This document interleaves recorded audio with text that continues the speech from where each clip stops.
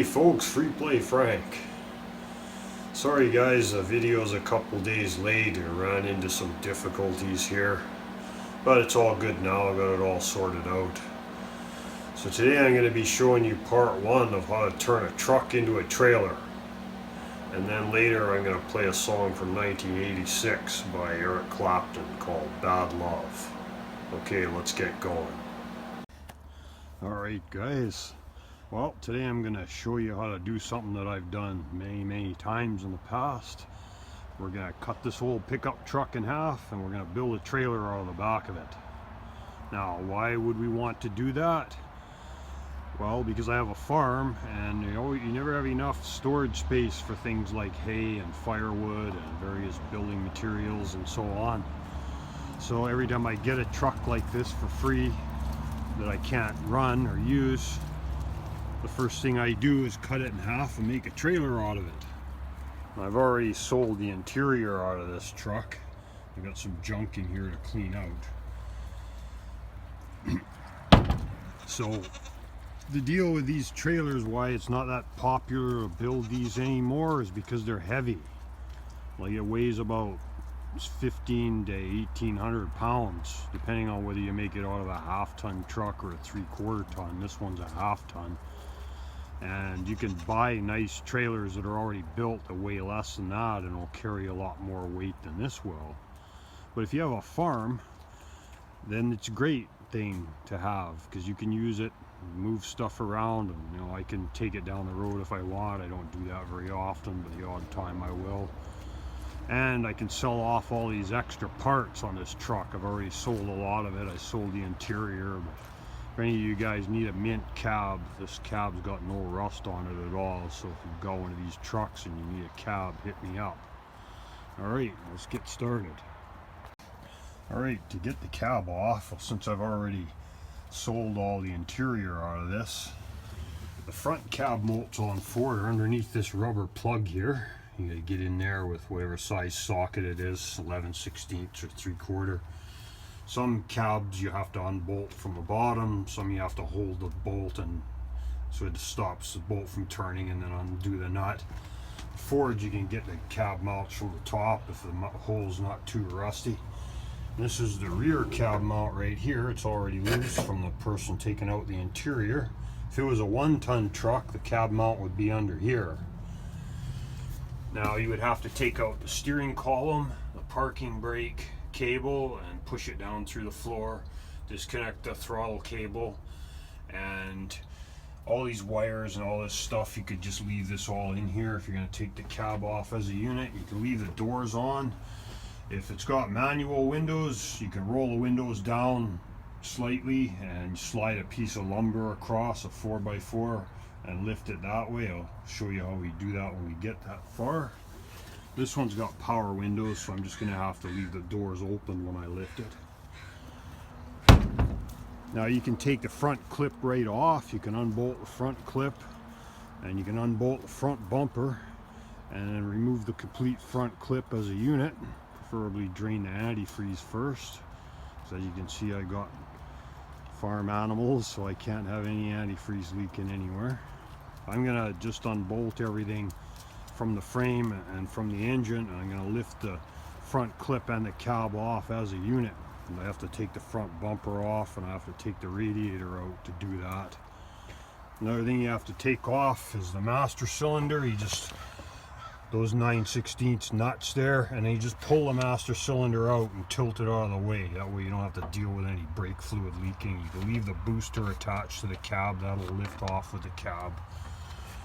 And this one's got air conditioning, so the air conditioning all stays with the cab, and that includes the pump, wherever the heck that is. It's down underneath here, so I always try to leave that all together because I don't want to let out the Freon into the atmosphere unless I can get my buddy to come down and purge the system for me. And before I lift it, I'm going to remove the hood and disconnect the fuel lines, of course. If you're using cutting torch or grinder, don't disconnect the fuel lines until you're done all your cutting. Minimizes the fire risk. Isn't that right, Brownie? Alright, let's get to it. Alright, got everything unbolted now.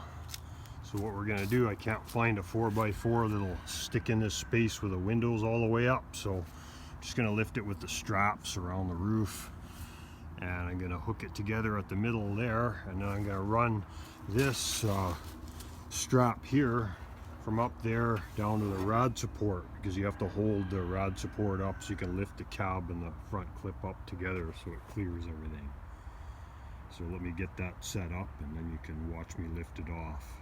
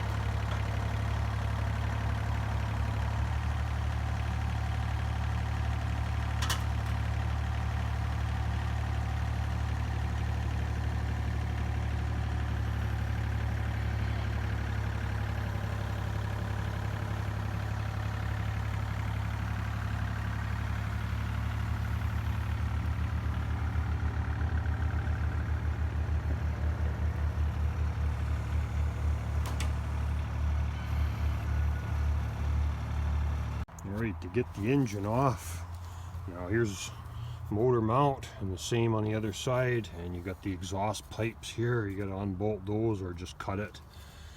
And the transmission mount is here. There's 2 bolts, you get them from the bottom. And to get the drive shaft off, what I do is I take it off the rear end, and then I use needle nose vice grips to take those clips out, and then you can pound on this, hit right here down, and it'll pop the U-joint out of this flange here, and then you leave this flange in the transmission so it doesn't leak oil when you lift it off. And this one has fuel injection and dual tanks, so it has all this fuel lines and stuff in here. That's all gonna come out. And you got to get this has dual, this is the front gas tank. This has to come out too. Is be careful, don't leak gas if you're going to cut it out, or with a torch. I wouldn't cut it out, I just use bolt cutters on the straps and get it to drop down, and I use bolt cutters for the lines. That way you don't have a fire hazard. And the power steering pump has 2 hoses on. I'm going to disconnect. That's pretty straightforward stuff. And oh, and these 2 units here in the exhaust, there's one here and there's one there. Those are your catalytic converters. Now those are worth money, guys. So if you get a truck that has these things on, make sure you cut them off and hide them under your bed or something, because they're worth money. They're a couple $100. Don't leave them out in your yard, because there's rats, 2-legged rats will come around and help themselves to them. All right, I'll hook up the motor and then you can watch me lift it off.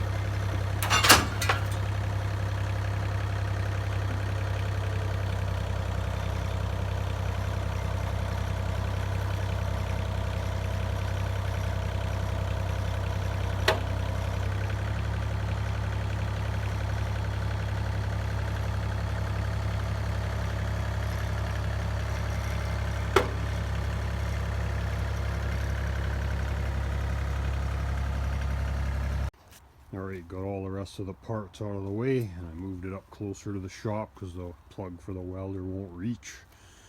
Now the first thing you got to do is you put jack stands under the frame to hold the back of it up level, out of the way, put them back far enough from where you're going to be welding, and I'll show you how to do the layout here. Before you cut the frame, make sure you put a jack stand at the back of the bumper, because the odd time some of these things will tip back when they cut. That's not a big deal as long as you're out of the way. Not sure why they do that, because if you look at the truck, it is slightly longer to the front than the back, but this tire won't hold air for more than a day, so I got the jack under it holding it level so I could do the welding. I'll put one of the front wheels on here after I get it cut, so make sure you guys do that first, just as a safety precaution. Now you notice how this frame dips down here. Almost every type of truck does that to give the cab more space. So you want to mark it so that it's square. So what you do is you take a straight edge, because there's not enough room to put the long square in here, and you put the straight edge up underneath the box of the truck, and then you put your square underneath that straight edge, and you pick a reference point. Like on the other side I already marked it out, and I picked one of these small holes here. I'll have to verify which one it is. I believe it was this one. So my line will go right through here, so it's in the same place. And to do the front part, this section of the frame is flat enough to put your square on top. So that same thing, you just pick a reference point. Like I went 1/4 inch behind this cab mount bracket on both sides. I squared that off, and then for the top, you just do it like this for the top. And for the inside, because you don't want to be laying underneath it cutting with a torch, you put the square like this so that it lines up with your line here. There we go. And then you mark it on the inside. And when you start cutting it, you don't cut the top out first. You could leave some of it together, and you cut down and cut around the bottom and leave a little tiny bit in the bottom together. Then you cut the top and then cut the bottom last, and because the front section with the front suspension is going to drop down. So just make sure you're out of the way of that so it doesn't land on you. And you can use anything you want to cut it. You can use a cutting torch, or you can use a zip cut on a grinder, or a gas cut-off saw. I'm going to use a cutting torch, and the next thing we have to figure out is the angle to bend it. So once I get this cut, I'll show you how I do that.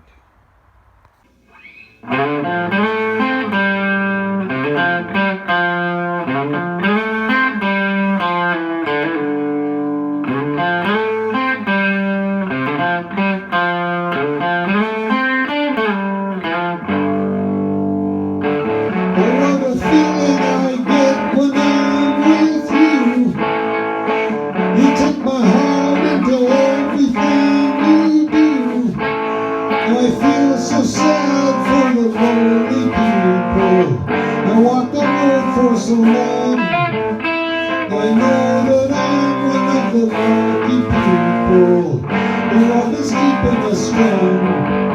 I've had enough bad love. I need something I can be proud of. I've had enough bad love. No more bad love.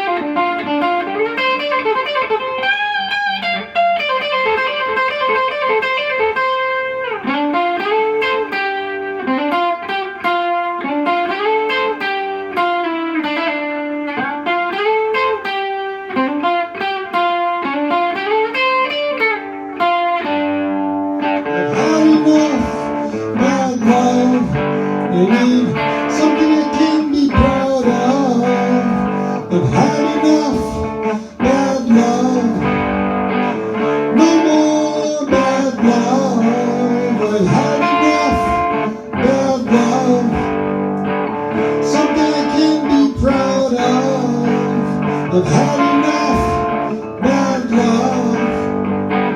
No more bad love.